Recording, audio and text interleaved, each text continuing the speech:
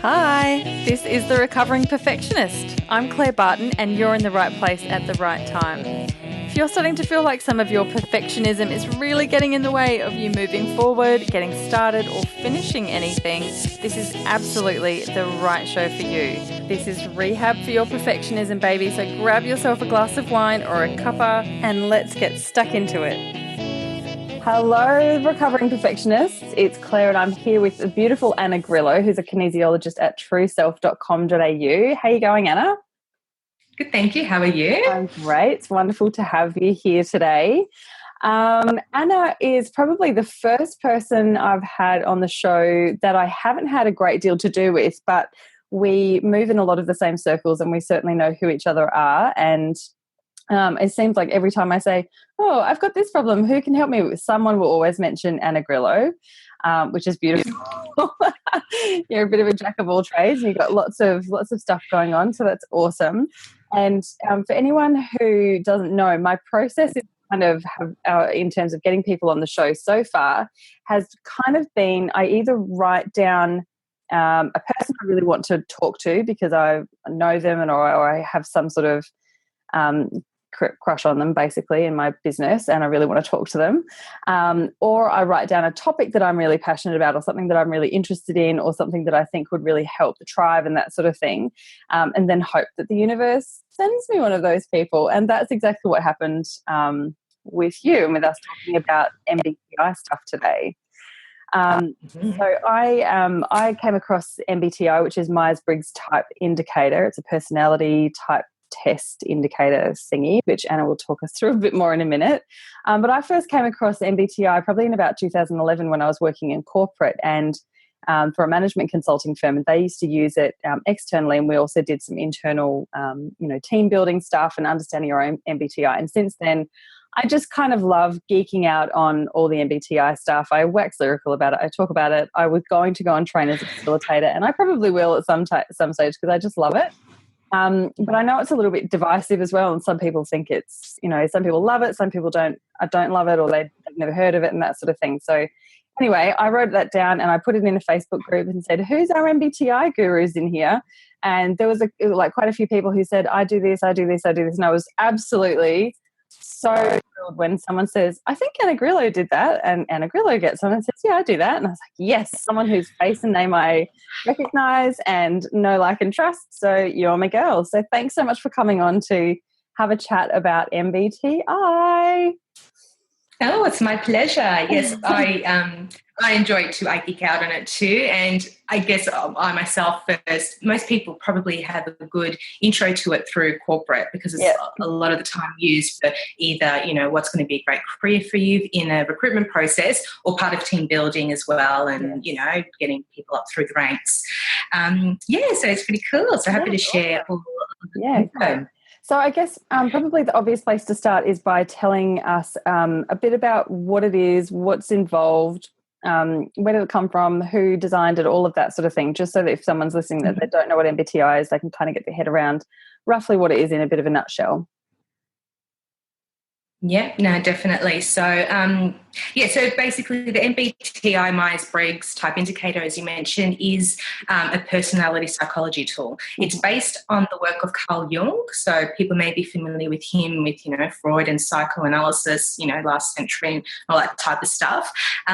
So he sort of was talking about different personality types, and we had the Myers Briggs, which is Isabel Myers and Catherine Briggs, got that the right way around. But they're a mother-daughter duo. And so what they did was basically, it was around the 1940s, I believe, when they started putting it all together, and they said, well, how can people find out what their personality type or strengths are, strengths and weaknesses?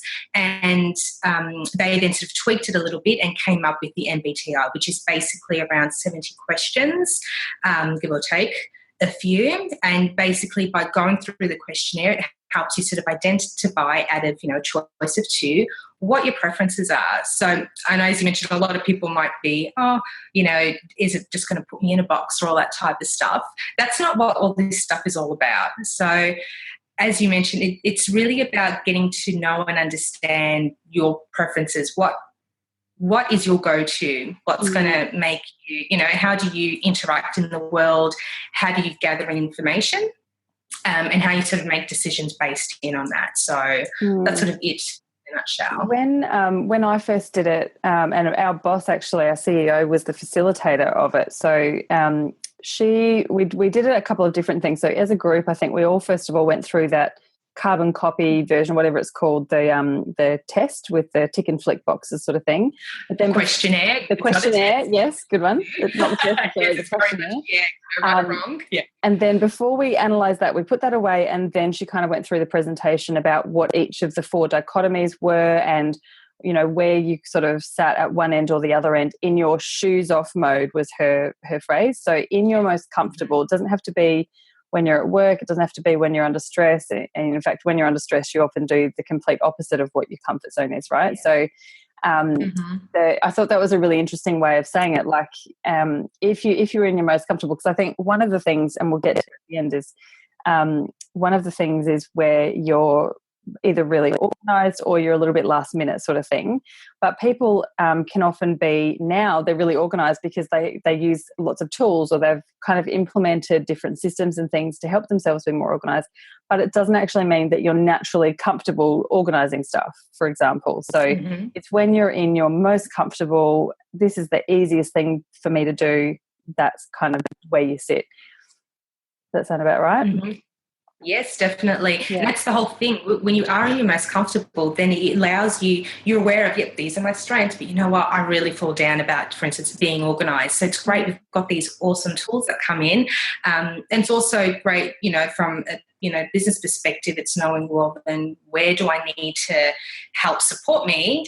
Because I know this is a bit of my downfall. Yeah. And, you know, either to come in and help fill the gaps or so forth, and just to help make it a really well-rounded team or business, you know, smooth running. Yeah, and I think that's probably what I really wanted to talk about today was sort of how understanding your own personality type and how understanding the personality types of people around you, whether they're in your family, your relationships, or in your business, or like clients, your support team, coaches, like everyone in that kind of sphere of influence for you and your business, and understanding, you know, how you can communicate with people and how you can ask for help and which people to ask for help from, and how to kind of, you know, work that so that everyone's working in their zone of genius and no one's getting stressed out. So maybe we can sort of talk about that a little bit, about what your tips are and what sort of things people can look out for, and how that kind of typically works in maybe a smaller business rather than big corporations, or maybe start with corporations and then tell us about the smaller business filters. Yeah, no, definitely. Because I mean, it applies to everything, but just will work slightly different. So I'll go through basically the four pairs, and there's four pairs. So these sort of your 4 preferences, and depending on how you come out, there's a combination of 16 types that you can fall into. And it's interesting. So when you said through it, that's what you tend to do, is like you sort of do the questionnaire, then you do what we call a self-selection first, just to sort of see, as you talk through it and you sort of go, yeah, I'm thinking that's probably what I may be. Yeah. Then you go through and let's take a look and tally up the result on the official questionnaire. And then you sort of compare and see. And some people might be, spot on or really similar. Some people might be completely different. Yeah, and right. Okay, well, might be a bit of a mismatch. And that's where, you know, the additional coaching comes in to really delve deep. At first face level, particularly when people don't do it with shoes off. I remember when I first did it, part of the team building with my work, so I was in corporate as well, I would come up as an extrovert. So this is the very first pair, the preference. It's how do we get energized, either through extroversion or introversion. Now, it's not really the stereotypes of the shy, you know, wallflower and all that type of stuff, but extroverts really get energized by other people. They like talking things through and, you know, let's sort of work and nut all this type of stuff out, where the introverts pretty much get drained by people. It's too much, put a big drain on their energy, but they also like time to think through. So having to respond on the go can be quite nerve-wracking. So, yeah, it was really interesting. I first came as an extrovert because I sort of thought, oh, yeah, I go out and do these things. But I was exhausted all the time, you know, and especially working in a corporate office, there's, you know, a lot of open space, lots of people and phone calls, emails and all that type of stuff. So, yes, it can get very draining at times. I think, like you said, I think the introversion-extroversion is one of the more misunderstood pairs, because I'm the same. I'm an introvert completely. Like I would definitely, like on a big day, I'd rather just go and chill out with a glass of wine on the couch and watch some telly or read a book or chat with one or two people, husband, best friend, that sort of thing. But when I tell my friends that I'm an introvert, they're all like, no, you're not introvert. No, you're not. You're bubbly and you're outgoing and you talk a lot and you laugh. And I'm like, yeah, like you don't have to be, you know, like you said, shy wallflower to be an introvert. That's just where I get my energy from. And you know, I love public speaking and I love talking to people, but I'm very selective about when and where and how I do that so that it doesn't completely drain me. And if I've had a couple of weeks or a couple of days even of that real extroversion and lots of people and lots of energy and lots of conversation, I literally say to the world, I'm going to my cave. Don't talk to me. I can't talk anymore. I can't have any more. I just need to nurture my introvert for a little bit, and then I'll come to you. But it doesn't mean that I'm shy, that I'm, you know, quiet or anything like that. But that's just, yeah. So I think that's one of the most misunderstood ones. Definitely, because that's the whole thing. And even again, looking back at Myers Briggs, this type of stuff isn't to, you know, diagnose or box people in. It's identifying, well, you know, this is what you prefer and this is what your strength is. So let's make sure exactly doing what you're doing, because I'm the same. So if I've got a couple of, you know, public speaking, I'm going to be around a lot of people, we've got a lot of events on, even with the family. And let's be honest, kids, you know, being an introvert, they're constantly at you all the time. It's like, that's another drain, you know, so we love that. But yeah, needing that time just to go, man, let's stop talking. Stop the talking. Oh, man. Yeah, you know, you love them, but it's like, oh, so you can see that. And like when you know better, you do better. And it's having those things in place to know, oh, I'm starting to put a few too many things in. Let's go into the cave and chill out so you can renew and energize, you know, yet again. Yeah, beautiful. Okay, so the next preference set is the how we gather in information. So that's either through the S, which is sensing, or the N, which is intuition. So extroversion, introversion will be depicted by an E or an I. Obviously, they weren't going to have another I, so they use the N for the intuition. So basically, so how do we gather information in the world? The sensing types are those that are really like the concrete data, very based in reality. Show me the facts, the figures, what's actually going on. Quite past, I guess, memory-based, compared to the intuitive types, which are very much the, you know, like to see the forest before they start delving down into the trees. Abstract thinking, ideas, possibilities. But you know, forward planning. What's the possibility? What could this be? And really creating in that realm there. So, what type were you? I'm an S, and when we did this at the beginning, the facilitator had this elaborate, I think it was a decoration, a shoe that was like a figurine almost, but it was a real, I guess it was a real shoe, but it wasn't like a shoe you'd wear sort of thing. And it had like crushed velvet, and it was lots of different greens and beads and pearls and diamantes and all this sort of stuff, right? And she put it in the middle of the table and said, right, you've got 2 minutes to write what you see. And the S's wrote, well, it's got an 8-inch heel, it's velvet, it's like narrow at the front and it's at the top, and it feels really smooth on the front, and then it feels a bit bobbly where the pearls are, and it smells like leather and glue and, you know, all that sort of thing. And the intuitives were like, oh, it's like that shoe from The Wizard of Oz. And she goes off in this thing, and God, it would be nice to go back to somewhere like The Wizard of Oz. And I really used to love that show. And you know, maybe I could plan a holiday around that. And they kind of went on this completely different tangent, like this absolute, you know, big picture, and all like the sensing. We've just used our 5 senses to literally list what it looks like. We're looking at the intuitives going, what is she on? And the intuitives are looking at us going, boring, you know. Yes. And interestingly, I know I still probably describe myself like this a bit to my clients sometimes, but when I was in that job, I used to say, you tell me what the end product looks like and I'll work out how to get us there. Like, you do the big picture stuff and I'll project manage it, I'll project plan it, I'll coordinate it, I'll delegate it, I'll do all the little bits and pieces, all the detail stuff really pushes my buttons. And the big picture stuff I can do as well, but it doesn't come as naturally to me as the details along the way. And then, you know, the big picture people were like, oh, details, boring. I just want to tell you like how beautiful it's going to be when we get there and that sort of thing. Yeah. Yes. Yeah, no, that's a great experience. And that's what we tend to do when we're looking, you know, when you're doing your workshop, there's, usually a picture of some sort and you take a look and you get people to describe. It's really interesting. That's right, because we'll get there and get really specific about what's there. I remember when we did our train, did we have a rock or something?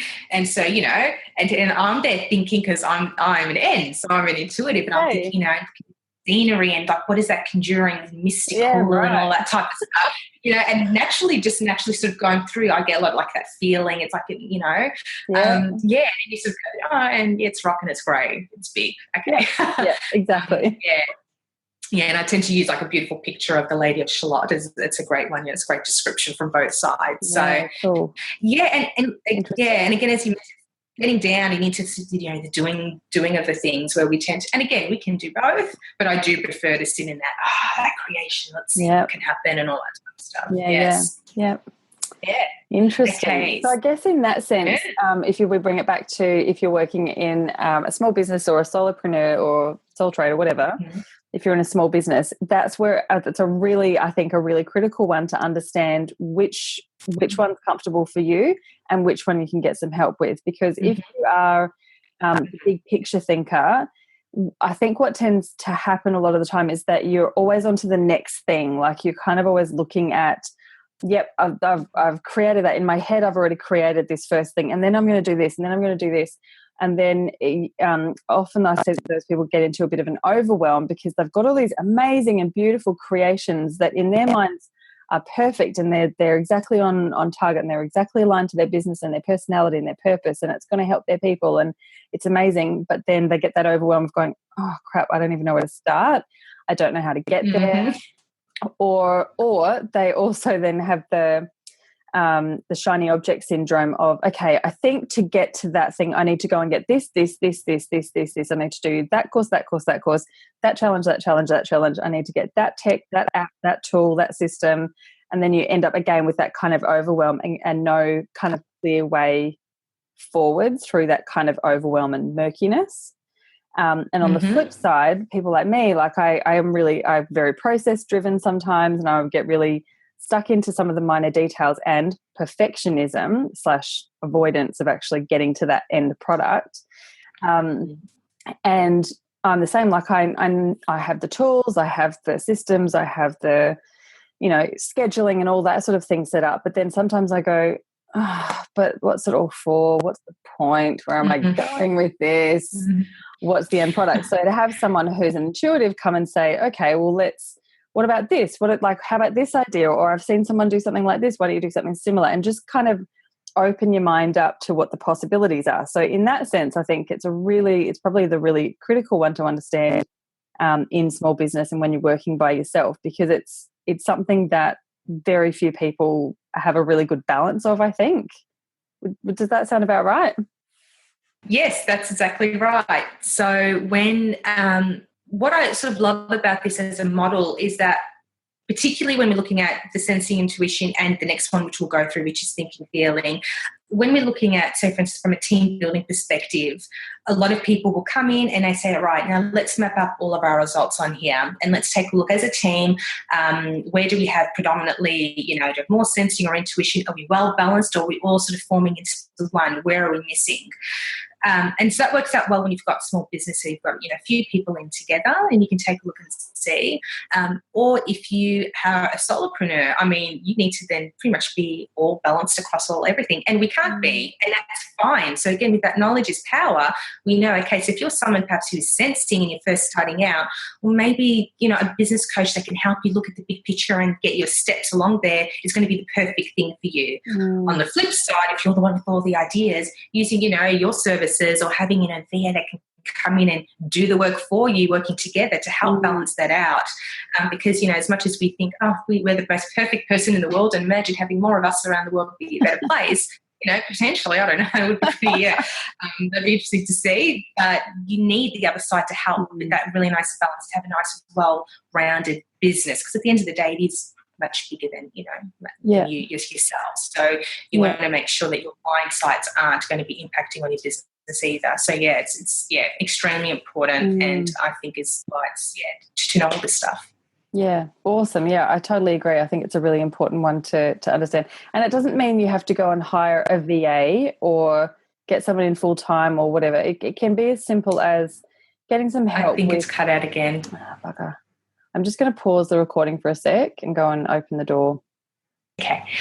So if we now look to that third preference pair, this is where we are starting to look at how do we prefer, I guess, to make decisions. Are we looking from a thinking, so the T perspective, or the feeling? So that's with the F. So our thinking types tend to be more of the analytical, logical, bottom line type picture, data, facts, figures, give it to me and let's make a decision. Then compared to the feeling types, which tend to focus on the people and values. How's it going to impact something? What's that going to mean? And going from there. Yeah, it's also a really interesting one. And I think this one, I remember there being a really great conversation about how women are in our society are definitely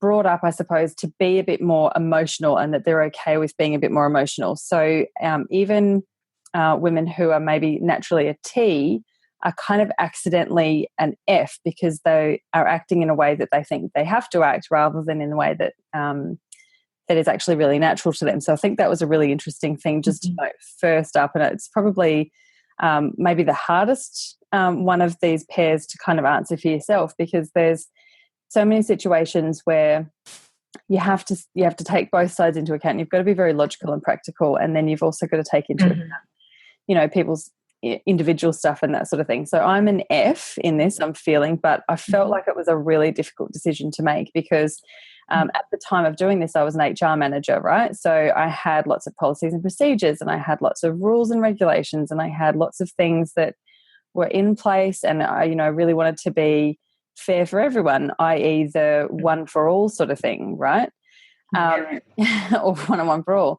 But then every single time a decision had to be made about something that was just a bit left of centre and a bit weird or a bit, uncommon or something, I would always be the one going, oh, these are the rules, but like if it was me, this is how I'd want to be treated, or this is the empathy that I'd want to be taken into consideration when my bosses were making a decision about it. Or what about, like, if they lose their job, then they're not going to have money to pay for the mortgage and, all that sort of thing.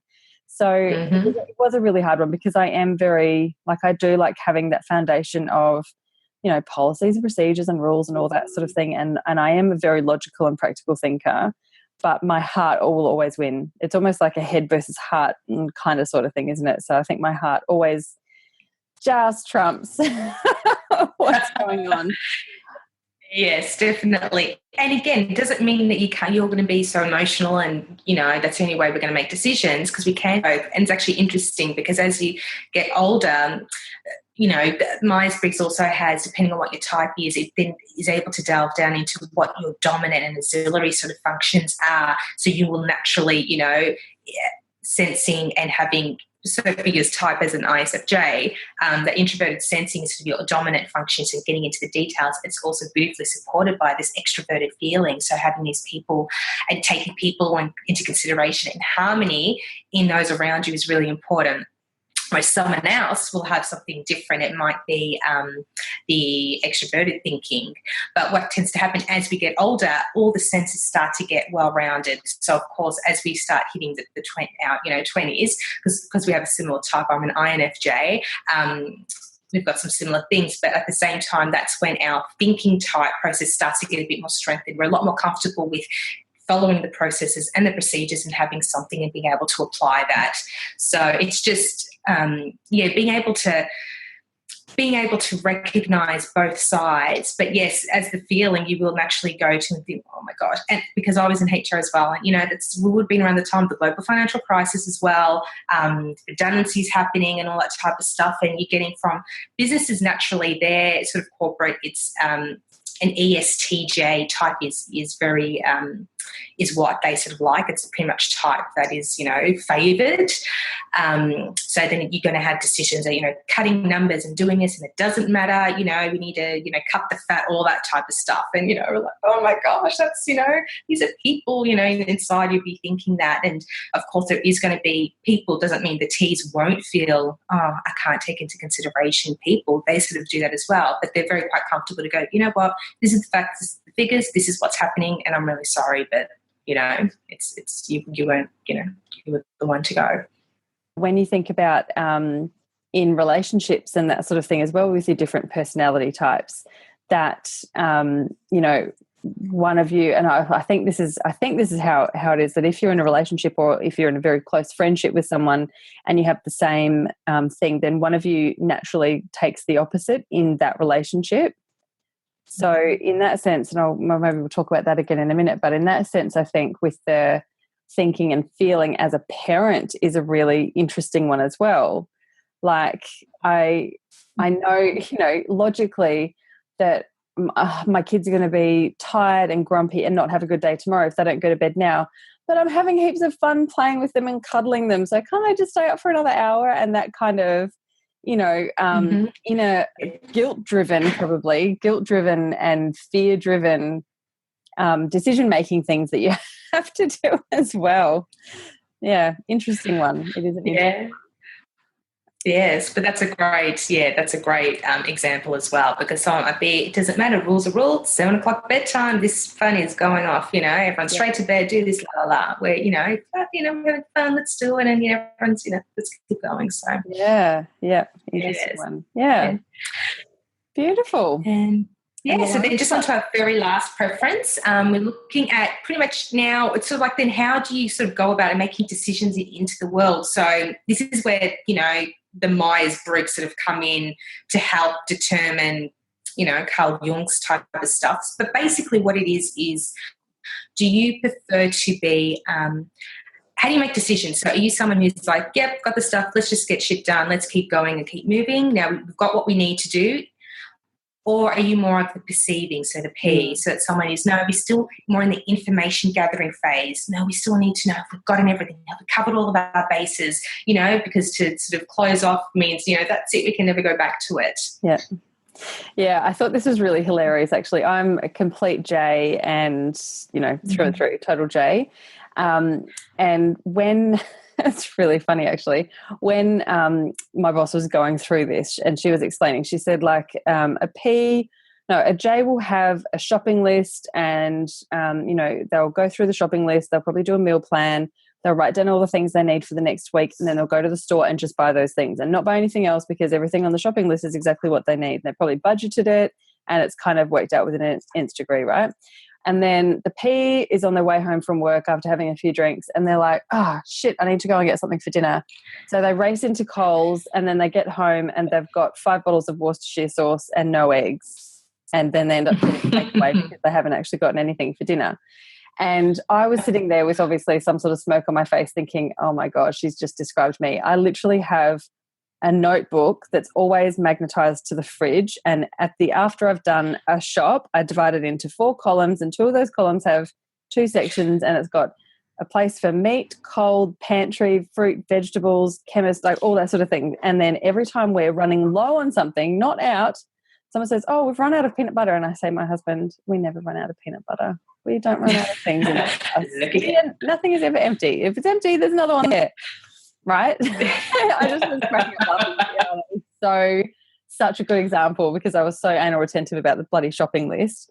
But yeah, so I thought that was a really interesting like analogy sort of thing. And then I go to my best friend's house and she, like I said, we're the opposite in absolutely everything. And she literally has 3 bottles of tomato sauce, not Worcestershire sauce, but 3 bottles of tomato sauce in her cupboard. I'm like, oh, you're such a pea.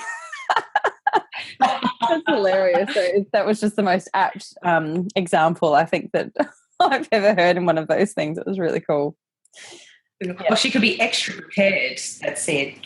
Too much forward planning. Maybe she just likes lots of tomato sauce. I have a lot of sauce. That's it.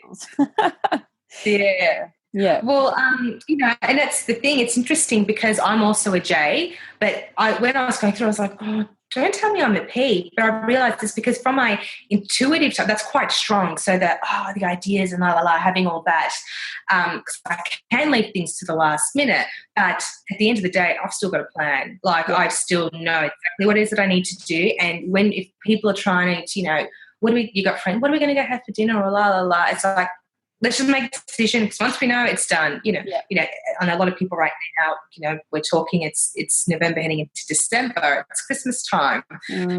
I'm the type that even though I'm like, I've already sort of planned, okay, who do I need to buy my list for? When can I start looking? I'd like to get sorted by the end of November. Mm-hmm. It may creep into early December, but that's it. There's still a plan. There is still an action. And I'm not going to sit there walking on the store going, what could so-and-so like? Or maybe I'll have this or maybe that. You're going in with the plan done, dusted, and sort of let's move on. And I think the thing about the P's, like they don't necessarily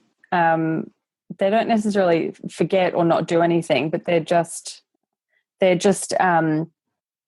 like you said, waiting for something else to happen, or there's more fun stuff going on over here, or I want to go and create that thing, but like they still get done everything on time and they still show up with the goods and they still hit deadlines and all of that sort of thing. It feels really difficult. And I think that when you're working in a team, that can be the biggest point of contention of all of them, because there's the J's who are like methodical and like, okay, if we've got an 8-week deadline, I know exactly what my milestones are and where I need to be after the first week, the second week, the third week, and da-da-da-da. And then the P rocks up at the 7th week and is like, oh, yeah, what was I doing again? And like they'll still get it done, but for J's that is just stressful and it's rude and all that sort of thing. And P's are like, chill out. Do you know what I mean? Like it's one of those big things when you're in a group that really can cause some issues, I think. So in terms of most definitely, exactly right. And I was just going to say, and that's sort of where, because they do get there on time, and it's why it's really important to have deadlines, but also understand if you don't want that thing of, no, you're going to come in at week 7 and go, they'll still have it done, but they sort of haven't prepped anything. You need to be really clear and say, right, at the beginning week, what needs to be, this needs to have been done. And so everyone sort of knows along the way the expectations. Try and manage that. Yeah. That's where the J's completely secretly micromanage the P's and give them false deadlines and that sort of thing. Maybe. That may be occurring out there, yes. I'd think so. Yeah. But that's sort of where, like if you're looking now for small business or or even when, you're solopreneur and you're starting to outsource, either working with a VA or someone, this is where you need to get into that, particularly if you're not, because there is sort of no room for error. You need to be specific about what it is that you're actually asking. Yeah, it may be boring talking about calendars and dates and so forth, but if it's not out there in black and white, you can't muck around. There's no difference of interpretation as to this needs to be finished now or this needs to be done by this date or by this time, and it's a reoccurring task and what you have. Because, as you know, working in HR, a lot of the time, a lot of the issues really around personality clashes or differences and communication issues. And so this is what we're talking about. A lot of the stuff that I love doing, it's about emotional intelligence and having that emotional resilience. And you really need to be very well-rounded. So it's important knowing where your strengths are, and being aware of, and trying to do as much as you can to make sure that your weaknesses or your downsides don't sort of trip you up and you're aware of them. So you're able to be able to pick this up and work with people and know and understand. Because that's the thing, as soon as you bring someone else into the business or the work is almost secondary. It's managing personality. A lot of people would think, they get promoted and be, it's like, you're managing a team, but, it's only 20% of your role. No, it's actually 80% of your role now. And it's a big mindset shift people need to understand. Yeah. And this is stuff that can trip them up. Yeah, totally. And I think just going back to what you were saying about before, if you are starting to outsource some stuff or get a team in, whether it's for 3 hours a week or 3 hours a month or just on an ad hoc, or if it's 20 hours a week, 40 hours a week, something like that, I think that's where it becomes really obvious the need to have some sort of not the need, I suppose, everyone's a bit different, but it makes life so much easier and so much less stressful if you've got some systems and plans in place before you do that, rather than going back 4 weeks later and going, oh, well, you didn't do this and you didn't do this and that's wrong and you haven't done this right and all that sort of thing, rather than just saying, well, this is how we do things. Or this is, if you're say if you're an intuitive sort of person, you say, this is my project and this is what the end product needs to look like, and I'm running a course and it's going to have weekly calls and it needs to have handouts and slides and blah, blah, blah. That's kind of the end product. And then you can either have two things. You can either have someone go, okay, I know how to get there and I'm going to document it as I go, so that next time we do the same sort of thing, all we have to do is tick and flick, whether it's me or another person. So it's anything that's repeatable is turned into like a process that people can follow, or a checklist or something like that, for consistency and to save time. Like, it just saves so much time and therefore money when you've got some of these things in place. And again, so that you can step away from your business for a day, a week, 3 weeks, 4 weeks, if you want to go on holiday. And if there's someone else who's helping you out, there's little things in there that are already inbuilt that you can say, go and do this. This is what the end product needs to look like. That person, whoever it is, whether they've worked for you before, they can literally just go through the motions and get things sort of set up and that sort of thing. So I think that makes a really big difference. And you can definitely tell the businesses that have got that shit sorted and can actually do that quite easily, whether it's the business owner who's created those processes or they've had someone do it for them because that person's done it. Gosh, it makes such a big difference to everyone, to everything. So and that's the thing. It gets to that point. You get to that tipping point in your business, and it's like, well, how do you want this to run? If you want to keep doing what you're doing, if you want to sit in your strengths and do what is what you need to do, your zone of genius, then you need to get that support. And as we've mentioned before, with other people's zone of genius to take up the slack, and it works well.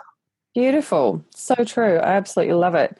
So I absolutely love that. It's an awesome chat. I completely love Myers Briggs, and gosh, I literally just talk about it for hours and hours and hours. I think it's so interesting, and I'm so interested to understand, like, my kids as they get older. They're 2 and 3 now, so I don't think they're completely in their personalities. They're just in toddlerific life at the moment. And yes, that's what they say usually. Up to age of 6, they sort of expect to see where what sort of works, what doesn't. They're really exploring to see, and this is where if we don't want to stuff our children up, it's looking at where our idea, when you're so narrow-minded and you think this is the way it is and so forth. When you've got more than one child, you can raise them exactly the same, but they're still completely different. Totally. So use that to observe, what do they like, where do they excel, where do they need some support, and being able to do that so they can grow up with a really great way of working within their own strengths rather than trying to compensate all the time to please the parent and all those types of things. Yeah, so true. And I think I'd love to have that conversation with you as well, because I think, are you a homeschooler? Yes, I do. Yes, I am. Educating my children. Yes. I'd absolutely love to have that conversation with you at some point as well. So we might shelf that one and talk about it another time, because I'm absolutely intrigued. And just quickly, if someone said to me 5 years ago, would you homeschool? I'd be like, F no, absolutely no way, not in a million years, not going to happen. And then someone asked me about 6 months ago, and I was like, actually, I'm going to consider it, because I'm a little bit worried and scared about the public education system, even just the standard, even independent education systems and all of that sort of thing. So, and I think to tie it back into the MBTI stuff, that kids have such diverse personalities and personality types and likes and strengths and all of that sort of thing. And what's that Albert Einstein quote? If you the fish tree one. Yeah, if you teach a fish to climb a tree, it's something about whole life thinking is stupid. Yeah, it's stupid. Yeah, exactly right. Yes. Yeah. And it's really, that sort of stuff has really sort of triggered some things for me. And like you said, my kids are so different. My son, who's 3.5, is very, very similar to me, I think. Like he'll come in if he's been out and the house is a bit messy, and he'll literally come in, put his hands on his hips and be like, what's all this mess? And, if I put something in the wrong drawer in his room, he'll go and change it. Or if something's out of place, he'll go and, put it away. Mm-hmm. And he's a bit of a dawdler, but he likes things a certain way and all that sort of thing. So he's very much like me. Whereas my daughter, she will just trash the place. She'll, has absolutely no care, but she's very creative and she's very sure of herself. Whereas my son's very sensitive and, all that sort of thing. So it was really interesting sort of seeing their different personalities. And then I would definitely wonder about how to parent them in a way that's going to be supporting for both of them and all that sort of thing. So definitely, because there's a way you can use Myers Briggs, and for that type of stuff I love using, because at the end of the day, look, personality psychology, if we look back, Hippocrates back in 2,500 years ago sort of spoke about 4 bodily fluids, but he felt that people who had these bodily fluids exhibited certain behaviours. And part of Myers-Briggs sort of does that. There's his sort of temperament, but I love using, back in the 70s, Florence Littner had a beautiful book, Personality Plus, and she sort of puts a modern spin on the name. So you've got, if you're an NT, you fall under the powerful choleric. If you have SP, is part of your Myers-Briggs, you would be the playful. If you're an SJ, you'd be the precise. And if you have an NF in your profile, you'd be the peaceful. And sometimes even just having those names, suddenly you start to say, you start to build a bit of a picture. And it's a great, I'll send you through, or we can put in the show notes, ozidentities.com.au. He's got a great one for kids. And we've got, an eagle, the kangaroo, the wombat, and the dolphin. And it's just, cute. A beautiful way to sort of see and understand, specifically for kids. So, there's lots out there. Like you delve down and it's like, yeah, it's funny. Every time I mention MBTI, someone else pops up. Oh, what about this? Like, I know there's DISC and there's DISC E and there's, I think the one you're talking about is blood, phlegm, bile, and something else, whatever the other one is with the phlegmatic, choleric, sanguine, and melancholic. Yes. Yeah. So they're really interesting. And I think the modern spin is nice. Yeah, and I don't know a great deal about all the other ones, but I'm, not saying Myers-Briggs is the be-all and end-all. It's just the one that I am totally geeking out on and completely love and totally get. And like you said, I think it's really important to know that it's not just to put yourself in a box and to be like, give yourself an excuse for whatever, blah, blah, blah, or to be, to think that that's the best or the worst, or there's no right or wrong. Both ends are completely fine and both ends are completely necessary. And it's interesting also in different cultures that there seems to be a different skew of personality types and that sort of thing, and what it looks like, what each of those behaviours might look like at each end of those pairs is quite different for different countries or different cultures and that sort of thing. Like extroversion in Australia might look very different to extroversion in Singapore or something like that, because it's just a different culture and different behaviours that are social norms and all of that sort of thing. So it's just, we could talk about it for days. I'm sure that the actual training probably goes for a week or something like that. So there's a lot. I think it was 5 days. It's pretty full on. So no, that's been awesome. Thank you so much. And I guess before we wrap up, if you want to tell us how people can get in touch with you, if they're interested in learning more about what you do, and obviously all the links will be in the show notes and that sort of thing as well, but how do people stay in touch with you? Wonderful. Well, you can find me over on my website, which is trueself.com.au. I'm also, pretty active out on good old Facebook land. Land. And that's, facebook.com/True Self Wellness is my page. I dabble a bit on Instagram. Yep. Not that much. Yeah, but, Anna Grillo Kinesiology is me there. Oh, beautiful. So thank you so much. It's been a pleasure. Oh, it's been awesome having you. I've really enjoyed this conversation, and I'm sure we'll chat again very soon, and I'll see you out there in Facebook land. Sounds great. Cheers, Anna. And that's it, my darling. Thank you so much for listening. It's been wonderful having you here. I'd absolutely love to connect with you in my Facebook community over at bit.ly/The Recovering Perfectionist with capital TRP. We have heaps of fun in there. It's a very engaged group. We're all about getting over our perfectionism and actually getting on with the job, whether it's personal or business stuff. So come on in and jump in. I'd love to see you there. All right, talk soon.